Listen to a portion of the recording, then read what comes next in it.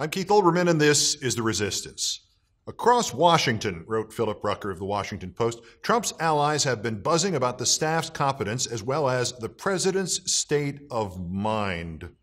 One GOP figure close to the White House mused privately about whether Trump was, quote, in the grip of some kind of paranoid delusion.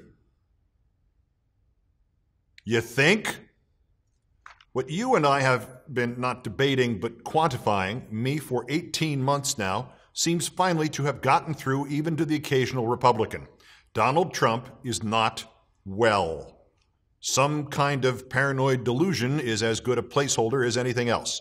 Trump could have a psychiatric condition. It could be physical. It could be an illness. It could be substance-related. It could be the long-term effects of concussions. And this is apart from the questions of good and evil. This is about whether or not the equipment works. After President Trump accused his predecessor in March of wiretapping him, wrote the New York Times, James B. Comey, the FBI director, was flabbergasted. The president, Mr. Comey told associates, was, quote, outside the realm of normal, even crazy. Crazy. Another good placeholder. The point is that only in the last couple of weeks has much of the media political complex in this country been willing to even hint at what has been perfectly obvious to many of the rest of us. Donald Trump is not well.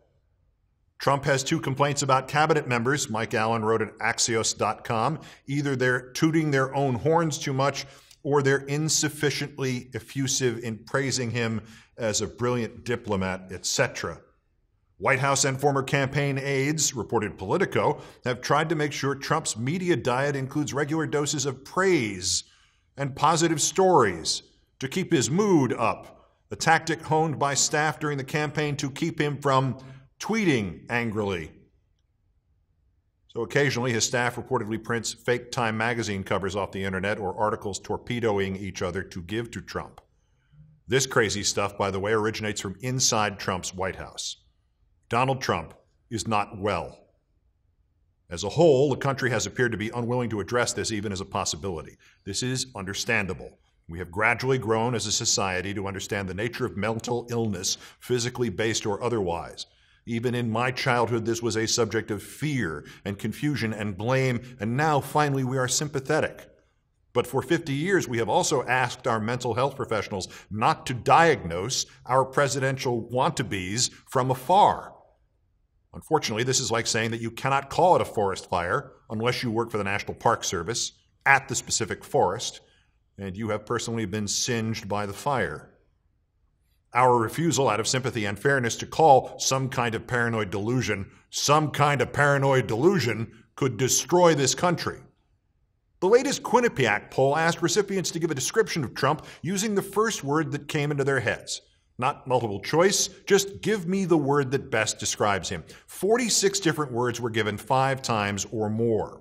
The leaders were idiot, incompetent, liar, leader, unqualified, president, strong, businessman, ignorant, egotistical, asshole, just missing the top 10, tied with stupid, arrogant, trying, excellent, thoughtful word there, trying, bully, business, narcissist, successful, disgusting, great, clown, dishonest, racist, American, bigot, good, money, smart, buffoon, con man, crazy, different, disaster, rich, despicable, dictator, aggressive, blowhard, decisive, embarrassment, evil, greedy, inexperienced, mental, negotiator, patriotism.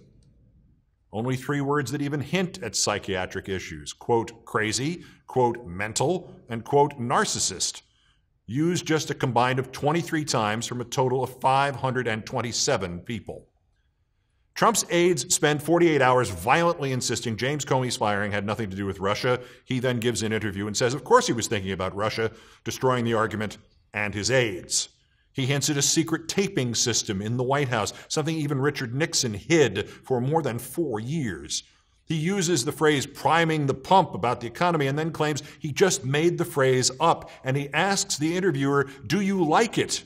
Even though there is documentary evidence that prime the pump has been used to describe government action to energize an economy since at least 1933, and he thinks he just coined it last week. But nobody will call him crazy.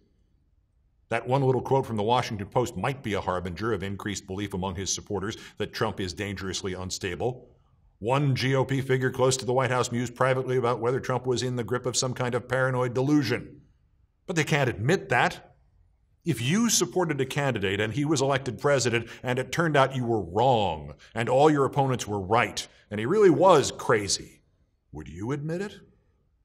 Nevertheless, it might be leaking out over the sides. In the Quinnipiac poll on February 7th, 88% of Republicans said they approved Trump. 75% said they strongly approved Trump. In the Quinnipiac poll on May 10th, 82% of Republicans said they approved Trump, but only 63% still said they strongly approved Trump. Same thing in an NBC poll. 90% Republican approval on February 5th, 67% strong approval, 88% Republican approval on May 11th, no change, just 54% strong approval. Two polls in which, in 3 months, about 20% of Trump's Republican support has sunk from strong approval to just regular approval. Maybe the Trump thing, his mental health, the chaos of his administration, Russia, whatever, is slowly creeping into the awareness even of the Republicans. And they had better figure it out fast, because there is also something new, and I don't think this has been reported anywhere else, that suggests what happens when you do not act quickly enough to check the Trump effect. This is Trump Palace in New York City, where I lived until I sold last year. Well, fled is a better word than sold. I took a 10% loss to get out. Weeks after I sold last July, the buyer put it back on the market. And he has finally, I am told, been able to find a buyer, and he has lost 5% more in the process. And this is nothing less than the letter from the owner of that grand penthouse, the one at the top, who has been trying to sell his place for 2 years. According to the real estate listings, Lawrence Weiss has cut his price at Trump Palace by 35%. And he has written to his fellow condo owners in the building, and it is extraordinary. Quoting, "Several realtors say that part of the problem is the Trump name on the building. Just this week, a potential buyer dropped out when their teenage daughter refused to live in a Trump building. This problem is real and will not go away anytime soon. We, the owners, can change the name if 2/3 of us agree. Our homes are worth more without the Trump name." The grand penthouse owner is willing to put his money where Trump's mouth is. "Since I perceive a direct financial benefit from a name change, I am prepared to underwrite the costs of a name change disproportionately. Specifically, I am prepared to spend 10% of the cost of signage changes." This man is willing to pay his neighbors to help him take Trump's name off their building. If there is not a metaphor in that for this country, I do not know my metaphors. A 10% Trump loss, then a 5% Trump loss, then a 35% Trump loss, and then I'll pay you to get rid of his name. Or, to go back to the Washington Post, one GOP figure close to the White House mused privately about whether Trump was in the grip of some kind of paranoid delusion. Resist. Peace.